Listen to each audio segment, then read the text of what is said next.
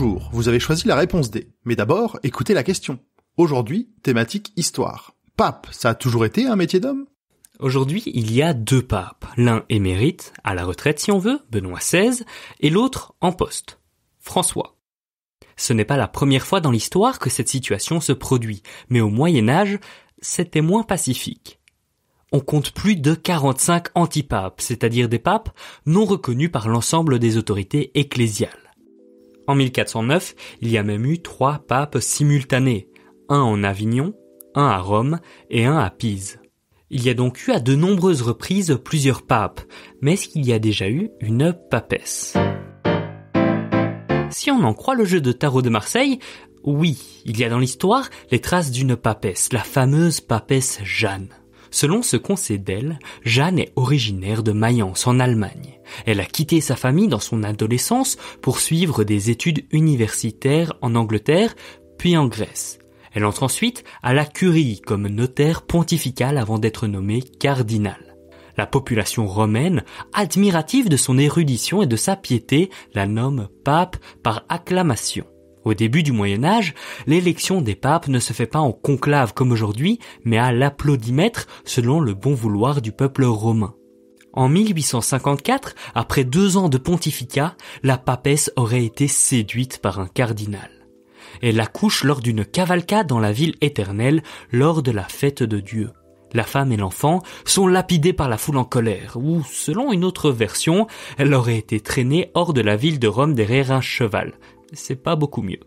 Après, la légende se propage durant tout le Moyen-Âge et elle entre même dans l'histoire officielle du Vatican. Suite à la mésaventure de Jeanne, des rumeurs concernant une sorte d'examen de virilité du pape ont commencé à circuler.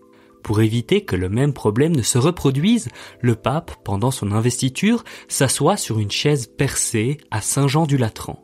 2 religieux tâteraient sous l'aube du pape afin de vérifier s'il avait bien un service 3 pièces. Si c'est le cas, les moines disaient « testiculos habet », c'est-à-dire « il a des testicules ».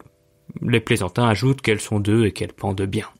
Ce fait divers devient peu à peu un exemplum, une histoire moralisée dont va notamment se servir Jacques de Voragine pour dévaloriser les femmes. Il écrivait « Telle est la nature de la femme. Dans une entreprise, elle fait preuve de présomption et d'audace au début, de stupidité au cours de l'action pour encourir la honte à la fin. » Dans certaines versions de la légende, Jeanne est déposée mais pas tuée. Elle se repent, son fils devient évêque d'Ostie et des miracles se produisent sur sa tombe. C'est cette version-là qui permettra la diffusion de cette histoire anticléricale. Elle se retrouve alors dans toutes les chroniques. À la fin du XVe siècle, on trouve même un buste de la papesse Jeanne entre celui des papes Léon IV et Benoît III dans la cathédrale de Sienne. La papesse Jeanne sera également instrumentalisée au moment de la crise de succession du pape Nicolas IV en 1292. Le roi de France, Philippe le Bel, voudrait bien imposer le pouvoir des rois sur celui du pape. Il se sert donc de cette fable pour remettre en cause la légitimité du nouveau pape élu, Boniface VIII, en ouvrant la possibilité de le déposer, donc de renvoyer un pape légitimement élu. Durant le Moyen-Âge, l'histoire de la papesse Jeanne semble être crue par tous. En effet, cette histoire est bien pratique. Elle permet à Jean Hus, lors de son succès au concile de Constance en 1415, de remettre en cause le fait que le pape est le chef de l'Église universelle.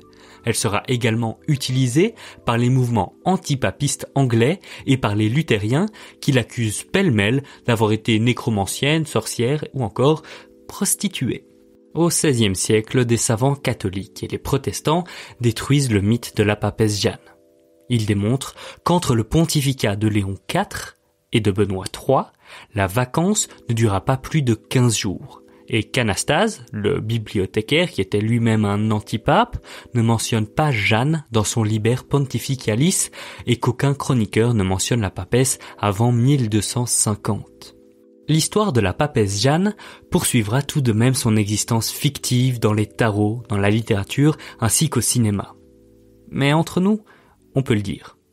Pape, c'est vraiment un métier d'homme. Et les fake news, c'est vraiment pas une invention de la période du Covid. Bravo, c'était la bonne réponse. Pour aller plus loin sur ce sujet, retrouvez les sources en description. La réponse D est un podcast du label Podcut. Vous pouvez nous soutenir via Patreon ou échanger directement avec les membres du label sur Discord. Toutes les informations sont à retrouver dans les détails de l'épisode. À demain pour une nouvelle question sur la thématique ciné-série.